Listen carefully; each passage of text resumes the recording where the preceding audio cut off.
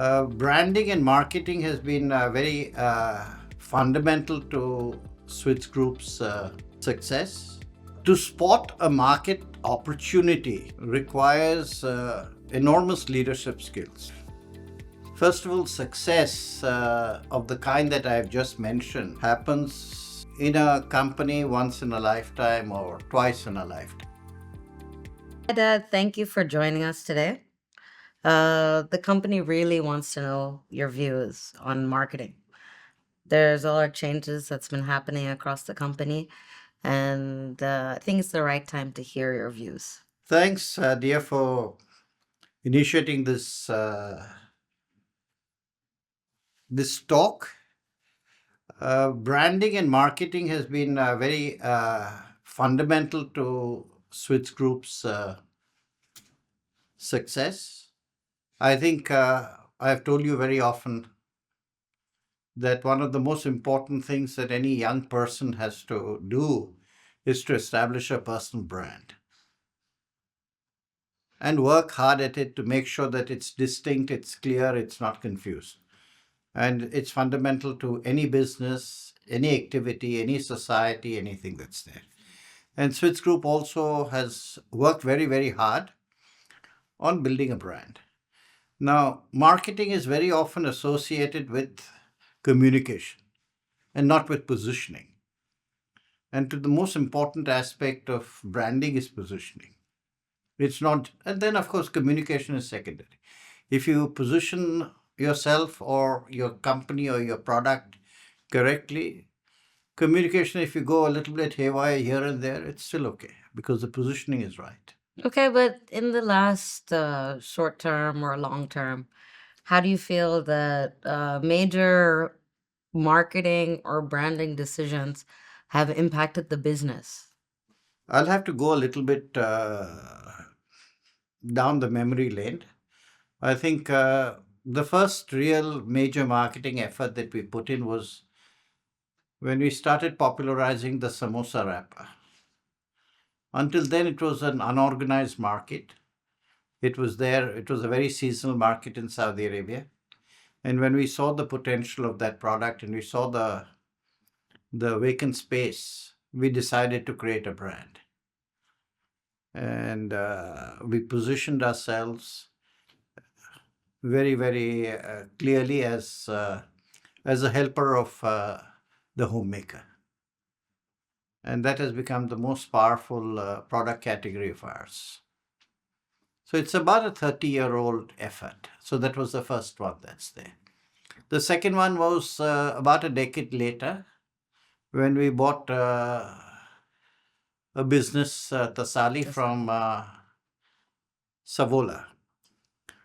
They came with two product ranges. Both of them were reasonable market leaders in their category. But they had one brand with chips, which was being taken by PepsiCo.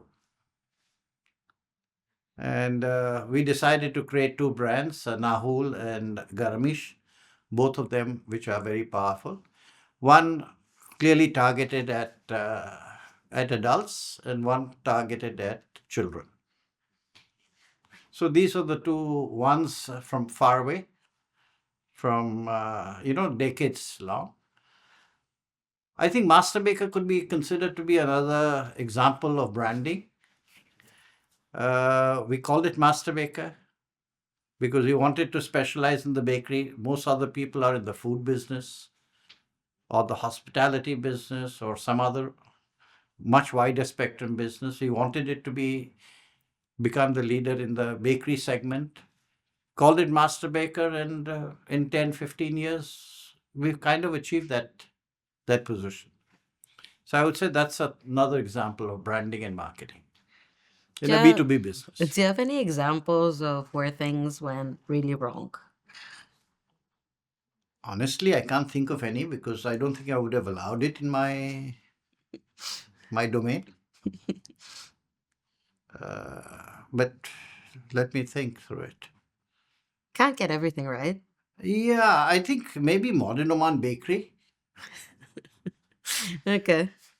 because we inherited a bakery, or we had a bakery position which was everything to everybody. Mm. which had retail operations, which had industrial operations, which were into Arabic sweets, which were into Arabic bread, sliced bread. It had such a wide positioning that it was really unsustainable. So True. maybe that's the only real failure that we had. So we had to separate the industrial bakery from the retail bakery, attach it to iBake, and now the retail bakery is finding its own identity and its own brand positioning. So recently we've had quite a few examples of success and brand building through social media. And social media has really changed the landscape of our communication platforms. How does that, or does that change your view on the way that you have typically seen marketing and branding strategy? Uh, Not really. I just think that these are tools. Social media is a tool. Earlier, television was a tool. Billboards, outdoors, these were tools, and now social media is a tool. So I don't see any fundamental difference in changing perceptions. Now, of course, when you look at social media, you have influencers. Now, to be able to understand which influencer in which market and how to do it and all. So that's a skill. Just like in television, you might have had programs, you might have had placements, you have all these kinds of things. So it's a skill within a certain communication strategy.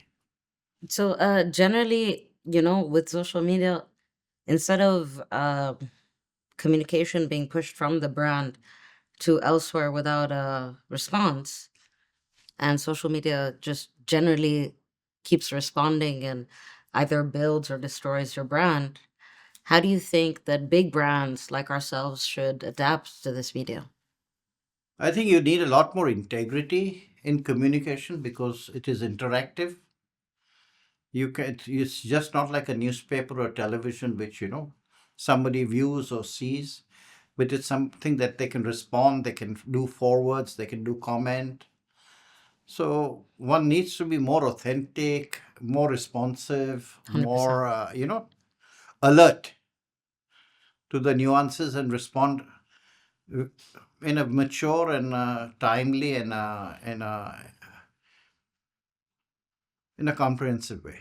So can you talk a little bit about how you decide what the marketing budget should be for different initiatives, different companies? Let me put it as communication budgets because communication very often involves packaging also, which involves maybe things in the stores which also communicate. It's also vans being painted, trucks being painted. 100%. So therefore, I put it as a communication budget that's there. So you look at all these options which are relatively lower in cost to communicate. And if you're kind of in a white space where you're creating a category like we did for samosa wrappers and what we did for tortillas in Saudi Arabia, we go to town with advertising budgets. 10, 15, 20, 25, 30% of last year's top line is not excessive. Now, in a mature industry where you are one of the players, you're trying to do things, you can spend a lot of money even at 5% or 3% or 7% and waste all of it unless you really, really know what you're trying to communicate and what you're trying to position. A great example of that is, let us say, our industrial bakery in India, the DBPL or the Winkies one. They've been advertising for years without, to my mind, really too much of direction, purpose, or strategy. So what are the ingredients required to um, first of all, maybe understand a marketing opportunity, build upon it, and have the resilience to spend on it? What do you think that process should be if you were to give advice? To spot a market opportunity requires enormous leadership skills. which is not very, very common, or it is the most uncommon aspect of human life. So, when there is a gap in the market and you have a possibility of a leadership position there and you have profit pools that can be exploited, that's the time you really go out and go to town on marketing. Like as I said, we did it with samosa wrappers and we did it with tortillas. And of course, we did it to a larger extent with also Nahul and Garamish. As a group, I think we're really focusing on this strength, trying to build bench strength.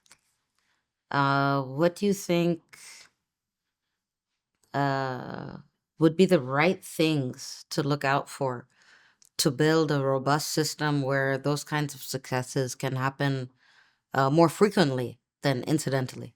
First of all, success of the kind that I have just mentioned happens in a company once in a lifetime or twice in a lifetime. So, to expect Switch Group, where there are 20 odd companies, to build up skills in 20 companies to spot these opportunities is impossible. So, it has to be somebody at a central level who has these eyes, who's able to spot it and then encourage the leaders to go to town with it. Eventually, we need to have next steps, right? You're saying that when I depart from the stage, what happens then? I mean, Right? we all have to share the load, right? I think that's something I can't really expound on because it's something that the new owners will have to figure it out. I appreciate the added pressure. um, okay. If you were to look at the context, obviously the environment, whether it's advertising, spend, skills, social media, the entire environment in this space has changed quite significantly. Let me actually mention one thing in which your generation got together and created a great branding piece. That is when we wanted to create the Switch Group logo. I think you and Adam and the rest got together and I think got into a process which I personally would never have been able to do. But you had the confidence to do that process and you came up with a great logo and a great thing. Absolutely great. So yeah, when you put your heads down to it, I think you can do it. I also saw what you did in Mr. Baker. That was a great rebranding exercise. We had a tired brand which was a market leader, which for 10, 15 years had been declining. You were able to rebrand it in a very, very effective way. What do you foresee as our major challenges in the next decade? I think brands are the most valuable aspects of business.